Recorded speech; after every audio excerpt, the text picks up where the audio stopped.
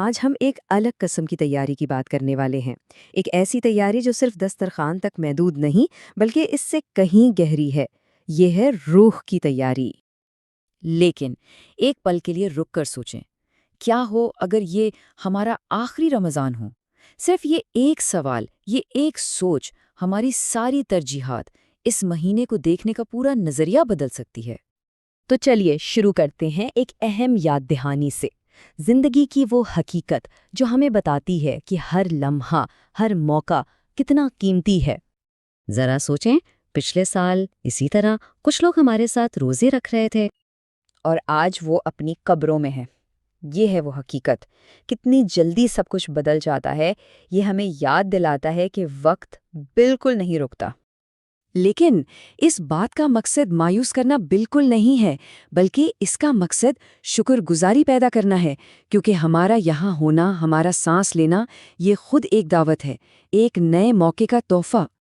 ہم ابھی بھی یہاں ہیں، ہمیں ابھی بھی دعوت دی گئی ہے، ہمیں ایک اور موقع ملا ہے۔ اس بات کو سمجھنا ہوگا کہ ہمارا اس رمضان تک پہنچنا کوئی اتفاق نہیں ہے، یہ اللہ کی طرف سے ایک خاص دعوت ہے، خود کو بہتر بنانے کا اور اس کے قریب ہونے کا ایک اور چانس۔ تو سوال یہ ہے کہ اس موقع سے فائدہ اٹھایا کیسے جائے؟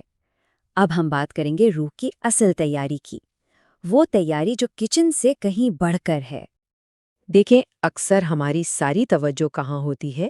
کچن کی تیاری پر، دنیا کے انتظامات پر، جو کہ ہیں، اہم ہیں، لیکن عارضی ہیں، جبکہ اصل کام، اصل فوکس ہونا چاہیے روح کی تیاری پر، کیونکہ اس کا اثر ہمیشہ رہنے والا ہے۔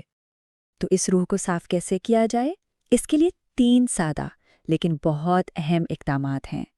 نمبر 1، لوگوں کو معاف کر دیں، دل سے بوجھ اتار دیں۔ نمبر 2، اپنے دل سے کینے اور رنجشیں نکال دیں، اسے بالکل صاف کر دیں۔ اور نمبر 3، اللہ سے صاف دل کی دعا کریں، ایک ایسا دل جو عبادت کے لیے تیار ہو، کیونکہ ساری عبادت کا دار و مدار تو دل کی صفائی پر ہی ہے۔ اور اب آتے ہیں آخری اور سب سے اہم نقطے کی طرف، آخری فیصلہ۔ ہمیں یہ سمجھنا ہوگا کہ یہ جو موقع ملا ہے نا، اس کی اہمیت کتنی زیادہ ہے۔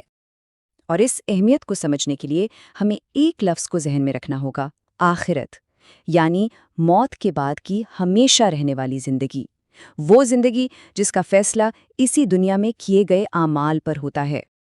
کیونکہ ہو سکتا ہے کہ یہ رمضان ہی وہ رمضان ہو جو ہماری آخرت کا فیصلہ کر دے۔ اس بات کو ذرا دل میں اترنے دے۔